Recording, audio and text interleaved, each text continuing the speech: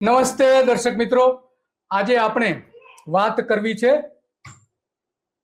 લોકોની સમસ્યા જે આપણે હંમેશને માટે વાત કરતા આવ્યા છે એમાં એક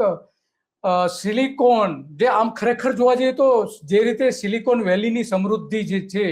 એવી સિલિકોનની ખાણો આવેલી છે ભરૂચમાં કે જે આખા ભારતમાં શ્રેષ્ઠમાં શ્રેષ્ઠ ત્યાં સિલિકોન નીકળે છે અને જે મોટાભાગે કાચ અને બીજા ઇલેક્ટ્રોનિક્સ વસ્તુઓ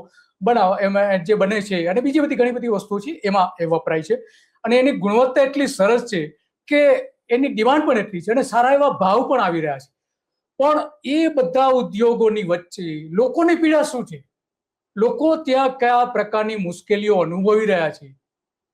શું ગેરકાયદે કયા પ્રકારની પ્રવૃત્તિઓ ચાલી રહી છે, કેમ પ્રદૂષણ નિયંત્રણ બોર્ડ અને ભૂસ્તરશાસ્ત્રના વિભાગના અધિકારીઓ અને કલેક્ટર કચેરીના અધિકારીઓ કેમ આ બધા જ આટલા મોટા પ્રમાણમાં ત્યાં ગેરકાયદેસર ખનન થઈ રહ્યું છે, ખાણોની ખાણો ખોદી નાખી છે અને એ જે એમાંથી જે સિલિકા નીકળે છે એ સિલિકા ને વોશ કરવા માટે આસપાસ એટલા બધા વોશિંગ પ્લાન્ટ બનેલા છે કે એના આસપાસના લગભગ 70 જેટલા ગામ, ભરૂચ, ઝઘડિયા અને એની આસપાસના 70 જેટલા ગામ આજે ભયંકર પીડા અનુભવી રહ્યા છે પ્રદૂષણની. પાણીના ભૂસ્તર ઓછા થઈ જવા, પાણીનું પ્રદૂષણ અને ત્યાંના જે વાહનોની અવર જવરથી લઈને ઘણા બધા પ્રશ્નો છે. તો એ બધા જ પ્રશ્નોની આપણે